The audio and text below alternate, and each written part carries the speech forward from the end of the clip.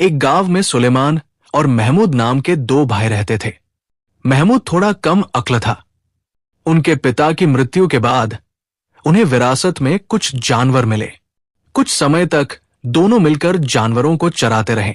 एक दिन महमूद ने सोचा कि क्यों न वे जानवरों को आपस में बांट लें। उनके पिता की जमीन पर जानवरों के दो बाड़े थे। एक नया और मजबूत था, जबकि दूसरा बहुत पुराना और कमजोर था।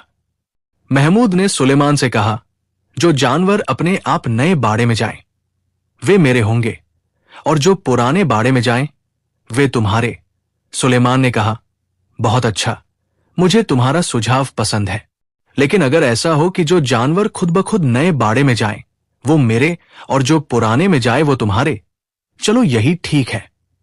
महमूद मान गया। उसी दिन दोनों भाई खेत में गए और सारे जानवरों को वहां ले आए जहां बाड़े थे। सारी भेड़-बकरियां और गाय बैल अपने आप नए बाड़े में चले गए।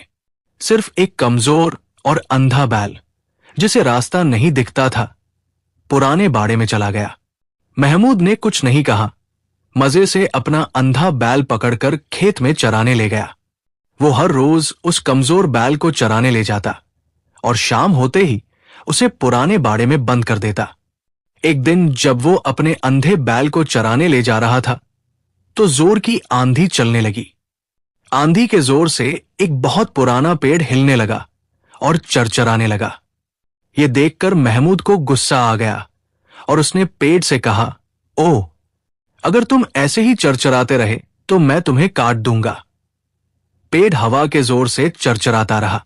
महमूद ने कुल्हाड़ी उठाई और पेड़ के तने पर जोर से मारी। लो अब बोलो, उसने पेड़ से कहा। अरे वाह! उसने तने पर जहां कुल्हाड़ी मारी थी, वहां से सोने के सिक्कों की एक धारा फूट पड़ी थी। यह देखकर महमूद भागा भागा बड़े भाई के पास गया और कहा, थोड़ी देर के लिए एक बैल दे दो, मैं आज 2 बैलों से हल चलाऊंगा। साथ ही उसने एक गाड़ी और कुछ खाली बोरियां भी मांगी। फिर सारी चीजें लेकर वो जल्दी से पेड़ के पास पहुंचा। जब शाम हो गई और चारों तरफ अंधेरा छाने लगा, तो वो दौलत लेकर घर आ गया। सुलेमान ने दौलत का इतना बड़ा ढेर देखा तो उसकी आंखें फटी की फटी रह गई। उसने महमूद से कहा, छोटे भाई, अच्छा हो कि हम ये दौलत आपस में आधी आधी बांट लें। महमूद तुरंत राजी हो गया और जाकर पड़ोसी से तराजू मांगने चला गया। पड़ोसी के पास तराजू तो थी और वो उसे दे भी सकता था, मगर उसको चिंता हुई कि महमूद क्या तोलना चाहता है, जो ऐसे घबराया हुआ आया है। जरूर कुछ गड़बड़ है। उसने तराजू के पल्लों के नीचे थोड़ा थोड़ा अलकतरा लगा दिया। पड़ोसी का शक सही निकला। 1 घंटे बाद महमूद ने तराजू वापस की तो पलड़े के नीचे एक सोने का सिक्का चिपका हुआ था। अब क्या था? रात होते होते पूरे गांव में खबर फैल गई कि महमूद और सुलेमान को कहीं से खजाना मिला है। सुलेमान को चिंता हुई। उसने महमूद को समझाते हुए कहा, देखो छोटे भाई, सारी दुनिया को पता चल गया है कि हम बहुत अमीर हो गए हैं। मेरा सुझाव तो यह है कि खजाने को किसी सुरक्षित जगह गाड़ दिया जाए और हम दोनों कुछ समय के लिए कहीं चले जाएं। सुलेमान ने यह कहा और फावड़ा उठाया, घर के पिछवाड़े गहरा गड्ढा खोदा और उसमें खजाना दफन करके चल पड़ा। छोटा भाई महमूद उसके पीछे पीछे ऐसे लुढ़क रहा था जैसे नींद में हो। अभी वो ज्यादा दूर नहीं गए थे कि सुलेमान चलते चलते रुक गया और बोला, छोटे भाई, जल्दी में मैं घर का दरवाजा बंद करना भूल गया हूं। भाग कर जाओ और बंद करके आओ। महमूद दरवाजा बंद करने चला गया। बड़ा भाई आराम से सड़क के किनारे बैठ गया। थोड़ी देर बाद महमूद आता दिखाई दिया। वो हिचकोले खाता हुआ मुश्किल से चल रहा था। कंधे पर दरवाजे के दोनों पट और चौखट समेत रखे हुए थे। उसने सुलेमान से कहा, बड़े भाई, मैं दरवाजा ही उखाड़ लाया हूं। न दरवाजा होगा और न कोई खोलेगा। सुलेमान को भाई की इस बेवकूफी पर बहुत गुस्सा आया। उसने सोचा, इस बेवकूफ के साथ रहना तो सरासर नुकसान है।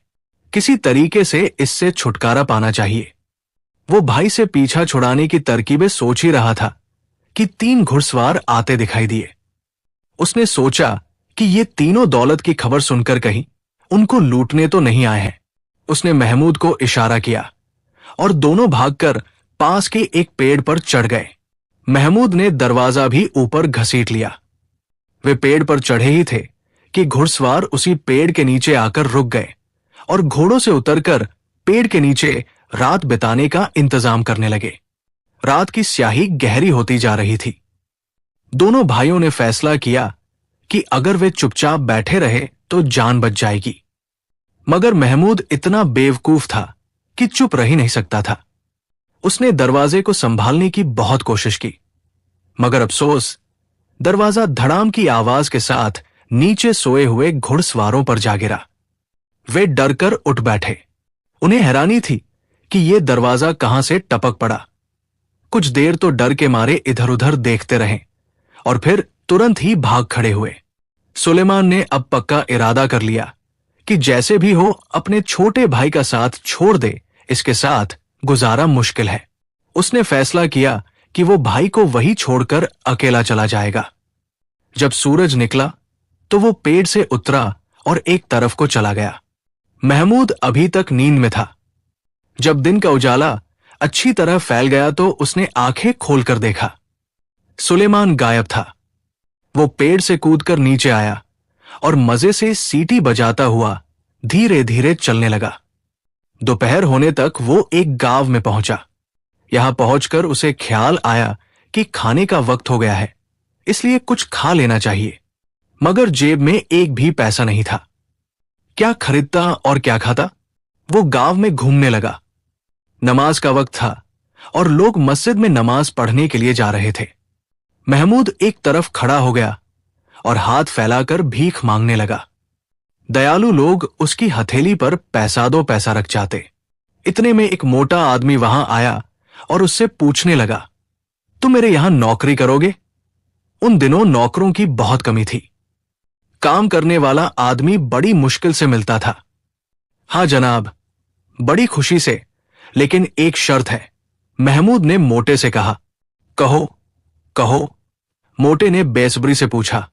महमूद ने जवाब दिया, जनाब, मैं जो कुछ भी करूं आप मुझसे नाराज न हो।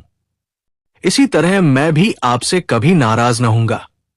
लेकिन याद रहे, अगर आपने ये शर्त तोड़ी तो मैं आपकी गर्दन तोड़ दूंगा, और अगर शर्त मैं तोड़ूं तो आप मेरी गर्दन तोड़ देना। ये शर्त थी तो बड़ी अजीब, मगर मोटा राजी हो गया और उसे अपने घर ले गया। महमूद ने घर पहुंचकर सोचा कि वो मोटे को परेशान करे और वो नाराज होकर उसको जान से मार दे। सो उसने जाते ही मोटे की मुर्गियों के पीछे दौड़ना शुरू कर दिया। जब सारी मुर्गियां पूरे गांव में बिखर गई तो वो भागा भागा मोटे के पास आया और पूछा, जनाब, आप नाराज तो नहीं? नाराज? मोटे ने हैरानी से कहा, बिल्कुल नहीं। लेकिन वो आगे इस बेवकूफ को किसी शरारत का मौका देना नहीं चाहता था। लिहाजा अब महमूद सारा दिन मोटे आदमी के घर बेकार बैठा रहता, किसी काम को हाथ न लगाता, न मोटा उसे करने के लिए कहता। ये बात मोटे आदमी की पत्नी के लिए असहनीय थी।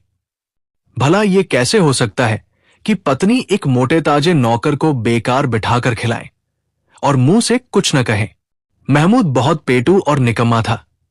उससे जब भी कोई काम करने को कहा जाता, वो बर्तन तोड़ने और चीजें उठा उठाकर फेंकने लगता। उसे बच्चे को खिलाने का बड़ा शौक था, मगर वो उसको किसी न किसी बहाने छेड़ देता या गिरा देता ताकि वो चीख चीख कर रोने लगे। मोटा उसको निकालता तो वो निकलता न था, अजीब बला बनकर बैठा था। आखिर तंग आकर एक रात पत्नी ने पति को समझाया कि खुद ही कहीं निकल चलो, वरना जीना मुश्किल हो जाएगा। उन्होंने उसी रात सामान बांधा, महमूद को सोता छोड़ा और घर से निकल पड़े। लेकिन महमूद सोया हुआ नहीं था, आंखें बंद किए लेटा था। उसने पति पत्नी की एक एक बात सुन ली थी। वो चुपके से उठा और जब पति पत्नी सामान बांध रहे थे तो वो भी एक गठरी में बंद हो गया। चलते चलते सुबह को वे अगले गांव में पहुंचे। दोनों पति पत्नी इस ख्याल से बड़े खुश थे कि गांव छोड़ना पड़ा, कमबख्त नौकर से तो जान छूटी। मगर वो मुसीबत कहां टली थी, वो तो गठरी में मौजूद थी। जब उन्हें ये मालूम हुआ तो दोनों सिर पकड़कर बैठ गए। आखिर सोचते सोचते उन्हें एक तरकीब सूझी। उन्होंने फैसला किया कि अगली रात वे नदी के किनारे डेरा डालेंगे। उन्होंने नदी पर पहुंचकर महमूद का बिस्तर ऐसी जगह बिछाया कि सोते में वो एक ही करवट ले तो धड़ाम से नदी में जा गिरे। मगर महमूद ने कहा कि वो पानी के करीब नहीं सोएगा। अब आपस में बहस होने लगी। मोटे आदमी की पत्नी महमूद को बिस्तर के पास ले गई और पानी के करीब सोने के फायदे बताने लगी। इस बहस में उसका पांव फिसल गया और वो सिर के बल पानी में जा गिरी। जनाब, आप मुझसे नाराज तो नहीं? महमूद ने मोटे से पूछा। नाराज के बच्चे। मोटा गुस्से से बेकाबू हो रहा था। तुम नाराज होने का पूछते हो? तुम्हारी वजह से मैंने अपना गांव छोड़ा, पत्नी मौत के मुंह में चली गई और पूछते हो नाराज तो नहीं हूं? मैं पूछता हूं, तुम जैसे बेवकूफ पर किसे गुस्सा नहीं आएगा? अपना वादा याद कीजिए जनाब। महमूद ने यह कहा और मोटे को भी पानी में धकेल दिया। उसके बाद उसने हाथ झाड़कर जेबों में डाले और कंधे झटक कर मजे से सीटी बजाता वापस चल दिया। सड़कों पर घूमते हुए उसको 1 रुपया मिला। उसने तुरंत उठा लिया। जब वो आवारा गर्दी करता हुआ एक गांव में पहुंचा तो उसे बहुत भूख लग रही थी। उसने भुने हुए चने खरीद लिए और मजे से चने चबाता हुआ इधर उधर घूमने लगा। चलते चलते रास्ते में एक छोटी सी प्यारी सी नदी आई जिस पर लकड़ी का छोटा सा पुल बना हुआ था। महमूद ने सोचा यहां कुछ देर आराम करना चाहिए। जब वो पुल के जंगले पर झुका हुआ बहते पानी को देख रहा था तो चनों का लिफाफा पानी में जा गिरा। पानी की तेज लहरें लिफाफे को बहा ले गई। महमूद की खुशी गम में बदल गई और वो जोर जोर से चिल्लाने लगा, अरे अरे, ओ पानी के बच्चे, मेरे चने लिए जाता है, वापस लेकर आ, वापस लेकर आ, नहीं तो मुक्के मार मार कर बुरा हाल कर दूंगा। गुस्से ने उसे पागल कर दिया था। वो काफी देर वही खड़ा पानी को गालियां देता और मुक्के दिखाता रहा। अचानक नदी में से एक राक्षस का सिर उभरा और उसने गुस्से से गरज कर कहा, ये नदी मेरी है, तुम मुझे क्यों परेशान कर रहे हो? तुम्हें क्या चाहिए? मुझे मेरे चने दे दो। महमूद ने कहा, तुम्हारी नदी मेरे चने ले गई है, अब मैं क्या खाऊंगा? राक्षस ने कहा, मैं तुम्हें चनों से कहीं अच्छी चीज देने को तैयार हूं, मगर भगवान के लिए शोर मत मचाओ। उसने ये कहा और पानी में डुबकी लगाई। कुछ ही सेकंड बीते थे कि राक्षस एक छोटी सी मेज उठाए पानी की सतह पर उभरा और महमूद से बोला, देखो मियां महमूद। देखने के लिए आगे झुका तो राक्षस ने बताया, ये छोटी सी मेज है, तुम्हें जब भूख लगे तो इसको सामने रखकर कहना, मेज साहिबा, मुझे भूख लगी है। उसी वक्त तरह तरह के स्वादिष्ट खाने हाजिर हो जाएंगे। खा चुको तो कहना, मेज साहिबा, मेरा पेट भर गया है, धन्यवाद। राक्षस ने मेज महमूद के हवाले की और खुद पानी में डुबकी लगाकर गायब हो गया। महमूद ने सोचा, क्यों ना खाना खाया जाए। तुरंत मेज सामने रखी और कहने लगा, मेज साहिबा, मुझे भूख लगी है। पलक झपकते में उसके सामने तरह तरह के स्वादिष्ट खाने आ गए। अब उसकी समझ में नहीं आ रहा था कि किस खाने को पहले खाए और किसको बाद में। बस उसने खूब खाया, खूब खाया। जब पेट का कोई कोना खाली न रहा तो कहा, मेज साहिबा, मेरा पेट भर गया है, धन्यवाद। अभी उसका वाक्य खत्म भी न हुआ था कि मेज साफ हो गई। उसने मेज उठाकर कंधे पर रखी और आगे को चल पड़ा। वो मजेमजे से सीटी बजाता अगले गांव में पहुंचा तो सोचा, क्यों न गांव वालों की शानदार दावत की जाए। वो एक जगह खड़ा हो गया और चीख चीख कर कहने लगा, आज शाम को गांव के चौक में सब लोगों की दावत है, आना न भूलिएगा। शाम को गांव के चौक में भीड़ लग गई। लोग हैरानी के मारे एक दूसरे का मुंह देख रहे थे। उस बेवकूफ अजनबी पर उन्हें हंसी भी आ रही थी जो बिना किसी वजह के इतने लोगों को खाने की दावत दे रहा था। खाने का कोई इंतजाम भी नजर नहीं आता था। बर्तन तो क्या, आग की एक चिंगारी भी न थी जिस पर खाना तैयार किया गया हो। लोगों ने एक दूसरे के कान में कहा, यह हमें उल्लू बना रहा है, आओ इसके 2-4 थप्पड़ लगाएं और इस मजाक का मजा चखाएं। लोग आपस में बहस करने और झगड़ने लगे, लेकिन महमूद इत्मीनान से मेज सामने रखे बैठा रहा। फिर उसने मेज से कहा, मेज साहिबा, मुझे भूख लगी है। अगले ही पल मेज पर कई किस्म के खाने आ गए। ऐसे खाने देहातियों ने कभी देखे तक न थे। वे भगवान का नाम लेकर खाने पर टूट पड़े। खाते खाते उनका बुरा हाल हो गया। जब उनके पेट खूब भर गए तो महमूद ने पूछा, सबने पेट भरकर खा लिया क्या? लोगों ने एक जबान होकर जवाब दिया, हां हां, हमने इससे पहले इतना अच्छा खाना कभी नहीं खाया, धन्यवाद। यह सुनकर महमूद ने मेज से कहा, मेज साहिबा, मेरा पेट भर गया है, धन्यवाद। देखते ही देखते मेज पर से सारे बर्तन गायब हो गए। महमूद ने मेज कंधे पर रखी और एक पेड़ के नीचे आराम करने चला गया। हैरानी के मारे देहातियों की आंखें खुली की खुली रह गई। एक आदमी ने कहा, काश हम रोज इसी तरह खा पी सकें, क्यों नहीं खा सकते? दूसरे ने जवाब दिया, बस इस मेज की जरूरत है, ये अजनबी तो बिल्कुल बेवकूफ है। फिर वे सिर जोड़कर बैठे और फैसला किया कि जब ये शख्स हो जाए तो मेज चुरा ली जाए। दूसरे दिन सुबह सवेरे ही जब मुर्गे अजान दे रहे थे, महमूद की आंख खुल गई। मेज को देखा तो गायब थी। बहुत परेशान हुआ। वो उसी वक्त भागा भागा नदी पर गया और जंगले पर झुककर लगा गला फाड़ने, हाय मेरे चने वापस दो। थोड़ी देर बाद राक्षस का सिर पानी की सतह पर उभरा। उसके चेहरे पर गुस्से के निशान थे। उसने गरज कर कहा, क्या शोर मचा रखा है? क्यों मुझे परेशान करते हो? महमूद ने चिल्लाकर कहा, मेरे चने वापस दो, मैं अपने चने लेकर ही रहूंगा। राक्षस ने उसे पहचानते हुए कहा, अच्छा तो ये तुम हो। वो मेज क्या हुई जो मैंने तुम्हें दी थी? वो तो किसी ने चुरा ली। महमूद ने रोनी सूरत बनाकर कहा, मुझे मेरे चने वापस दो। राक्षस ने पानी में डुबकी लगाई और थोड़ी देर बाद हाथ में एक छोटी सी चक्की लिए पानी की सतह पर आ गया। लो ये लो, इसके बाद तुम्हें किसी चीज की जरूरत न रहेगी। अगर तुम इसको सीधे हाथ घुमाओगे तो सोना निकलेगा, उल्टे हाथ घुमाओगे तो चांदी। अब जाओ अपनी राह लो और मुझे आराम करने दो। महमूद दोबारा उसी गांव में गया और एक जगह बैठकर चक्की पीसने लगा। जब उसने चक्की को सीधी तरफ घुमाया तो आटे की जगह सोना निकला और उल्टा घुमाया तो चांदी। ये सोना चांदी उसकी जरूरत के लिए काफी था।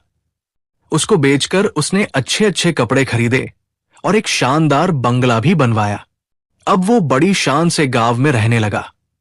देहातियों को मालूम हो गया कि बेवकूफ अजनबी वापस आ गया है और उसके पास बेशुमार दौलत है। वे चोरी चोरी उस पर नजर रखने लगे, ये मालूम करने के लिए कि उसकी अमीरी का राज क्या है। जल्द ही जादुई चक्की का पता चल गया और यह भी मालूम हो गया कि चक्की को सीधा चलाओ तो वो सोना उगलती है और उल्टा चलाओ तो चांदी। एक रात जादू की चक्की भी चोरी हो गई। महमूद सुबह सोकर उठा तो चक्की गायब थी। वो भागता हुआ सीधा नदी पर पहुंचा और पुल के जंगले पर झुककर चीखा, मेरे चने दे दो, मेरे चने दे दो। वो कुछ देर तक चिल्लाता रहा। आखिर राक्षस का सिर पानी की सतह पर उभरा। अब क्या चाहिए? उसने गरज कर पूछा, तुम मुझे चैन नहीं लेने दोगे, मैं अपने चने लेकर रहूंगा। महमूद ने कहा, उस चक्की का क्या बना जो मैंने तुम्हें दी थी? राक्षस ने पूछा। वो भी चोरी हो गई। महमूद दहाड़े मार मार कर रोने लगा। अच्छा ठहरो, ये कहकर राक्षस ने पानी में डुबकी लगाई और एक पल बाद दोबारा ऊपर आया तो उसके हाथ में 2 छड़ियां थी। ये लो, राक्षस ने छड़ियां देते हुए कहा, और अब जाओ मुझे आराम करने दो। महमूद ने छड़ियां ली, उन्हें घुमा फिराकर देखा और फिर सोचा, भला ये मेरे किस काम आएंगी? इनसे मैं क्या काम ले सकता हूं? उसने एक हाथ में एक और दूसरे हाथ में दूसरी छड़ी पकड़ ली और देखने लगा। हां ठीक है, अब समझा। उसने अपने आप से कहा, अब मैं उन बदमाशों के पास जाता हूं जिन्होंने मेरी जादुई मेज उड़ा ली और जादुई चक्की भी चुरा ली। मैं इन छड़ियों से उनको ऐसा सबक सिखाऊंगा कि जिंदगी भर याद रखेंगे। महमूद के आने की खबर गांव में फैली तो सारे लोग उसके इर्द गिर्द जमा हो गए। सबको बेचैनी थी कि देखें अब ये बेवकूफ क्या जादूगरी दिखाता है। अब की बार उन्होंने ऐसा जादू देखा कि सारी उम्र याद करते रहे। महमूद छड़ियां हवा में लहराकर चीखा, ऐ मेरी प्यारी छड़ियों, इनको पीटो। उसका यह कहना था कि छड़ियां उसके हाथ से निकलकर धड़ाधड़ लोगों के सिरों पर पड़ने लगी। लोग चीख रहे थे, दया दया। छड़ियों को बस बरसने से काम था। किसी की नाक पर पड़ी तो वो चिल्लाया, हाय मरा। किसी के सिर पर पड़ी तो वो चीखा, हाय मेरे भगवान। महमूद उन्हें रोता देखकर हंस रहा था। नदी वाले राक्षस ने अब की बार क्या शानदार तोहफा दिया था। सब अपने आप पिट रहे थे और दया की भीख मांग रहे थे। दया बदमाशों, महमूद ने लोगों को मुंह चढ़ाते हुए कहा, मैं तुम पर दया करूंगा, लेकिन एक शर्त है। मेरी जादुई मेज और चक्की अभी इसी जगह हाजिर करो, वरना पिटते रहो। मार खा खा कर देहातियों का बुरा हाल हो चुका था। उन्होंने हाथ जोड़कर कहा, तुम जो कुछ कहोगे हम करने को तैयार हैं। भगवान के लिए इन छड़ियों को रोक दो। महमूद ने छड़ियों को हुक्म दिया, रुक जाओ। और वो रुक गई। लोग गिरते पड़ते गए और मेज और चक्की लाकर महमूद के हवाले की। राक्षस के तीनों तोहफे लेकर महमूद ने सोचा कि अब चोरों की इस बस्ती में नहीं रहना चाहिए, अपने घर चलना चाहिए। वो तोहफे लेकर सुलेमान के पास चला गया। वो भी घूम घाम कर खाली हाथ घर वापस आ गया था। जादुई मेज, जादुई चक्की और जादुई छड़ियों के होते महमूद को किस चीज की कमी थी। उसने वो सारी दौलत जो उसे पेड़ के तने में से मिली थी, भाई को दे दी। इस तरह दोनों भाई अमीर हो गए। महमूद के पास अभी एक चीज की कमी थी, और वो थी एक अच्छी और समझदार पत्नी जो उसको बेवकूफी के कामों से रोके और सही गलत समझाती रहे। आखिर सुलेमान ने उसके लिए ऐसी एक लड़की तलाश कर ही ली। जब वो महमूद के लिए दुल्हन तलाश कर रहा था तो उसे भी एक अच्छी सी पत्नी मिल गई। दोनों भाइयों की शादियां हो गई और दोनों अपने अपने घर खुशी खुशी जिंदगी गुजारने लगे।